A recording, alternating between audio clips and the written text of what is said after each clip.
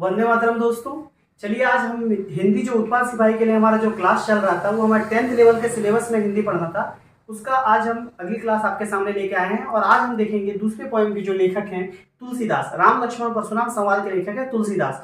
आज तुलसीदास के बारे में हम लोग देखते हैं कौन थे तुलसीदास, इनका जन्म कैसे हुआ, कैसे ये इतने महान रचनाकार हुए और इनकी कृति क्या थी। तो सबसे पहले हम जब देखते हैं तो तुलसीदास का जन्म 1532 ईस्वी में हुआ था। तुलसीदास का जन्म कब हुआ था? 1532 ईस्वी में। 1554 विक्रम संवत इसको बोला जाता है। तुलसीदास का जन्म राजापुर गांव में हुआ था जो चित्रकूट में पड़ता है। लेकिन इनके जन्म को लेकर विवाद है, लोग इनके जन्म को लेकर विवाद बताते हैं, लेकिन फाइनल मोहर इसमें आचार्य शुक्ल ने लगा दी। तो आचार्य शुक्ल में इनके का हिंदी में स्थान बहुत ही महान है, इसलिए आचार्य शुक्ल ने जब कहा कि तुलसीदास का जन्म राजापुर गांव में ही हुआ है तो इसे हिंदी में प्रॉपर ढंग से मान लिया गया। आगे बढ़ते हैं तो इनके पिता का नाम था आत्माराम दुबे। इनके पिता का नाम था आत्माराम दुबे और माँ का नाम था हुलसी देवी। इनके पिता का नाम आत्माराम दुबे, माँ का नाम हुलसी। ये जब जन्म लिए बचपन में तो बहुत छोटे थे, मतलब जब जन्म लेते ही इनके मुंह में 32 दांत थे और जन्म लेते ही इनके मुंह से निकला था राम। तो जन्म लेते ही इनके मुंह से राम निकला, इसलिए बचपन में इनका नाम था राम बोला। लेकिन ये जन्म लेते हुए इनके मुंह में जैसे दांत थे तो दांतों को देख के इनके पिताजी को लगा कि ये एक राक्षस है, मेरे घर में राक्षस का जन्म हुआ है। तो पिता ने इन्हें राक्षस समझ के तुलसीदास को त्याग दिया था।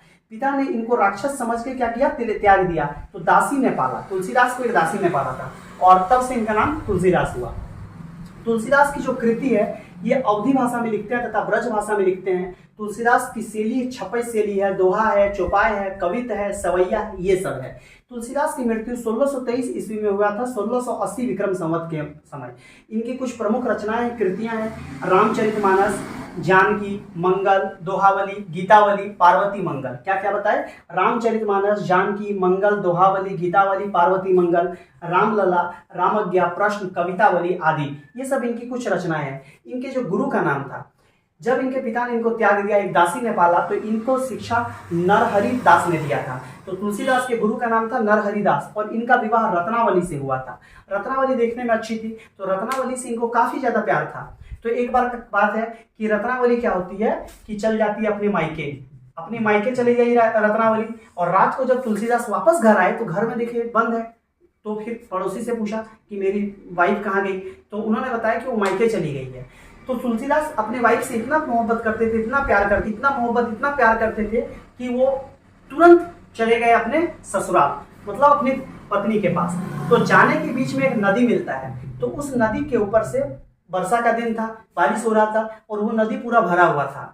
तो तुलसीदास सोच रहे थे इस नदी को कैसे पार करेंगे। तो देखिए जुनून क्या होता है। तुलसीदास यहाँ से एक लाश बह रही थी, उस लाश के ऊपर बैठ के इस नदी को पार कर गए, लाश के ऊपर से बैठ के पार कर गए। फिर वो पहुंचते हैं अपने ससुराल, और वहां जब पहुंचते हैं तो उनको पहुंचने के बाद उनकी रात हो चुकी थी, उनके ससुराल वाले दरवाजे लगा दिए थे। तो फिर वो क्या करते हैं कि फिर वो रस्सी की सहायता से, तो रस्सी नहीं होता तो सांप को पकड़ के अंदर चले जाते हैं, और जब अंदर पहुंचते हैं दरवाजा जब वो ठकठकाते हैं तो उनकी वाइफ खोलती है, और वाइफ खोलने के बाद पूछती है बोलिए, तो बोलते हैं कि आप इतने रात में आ गए, आप जितना मोहब्बत हमसे करते हैं इसका ये थोड़ा सा भी मोहब्बत यदि आप भगवान से कर लें तो आपका जीवन सफल हो जाएगा।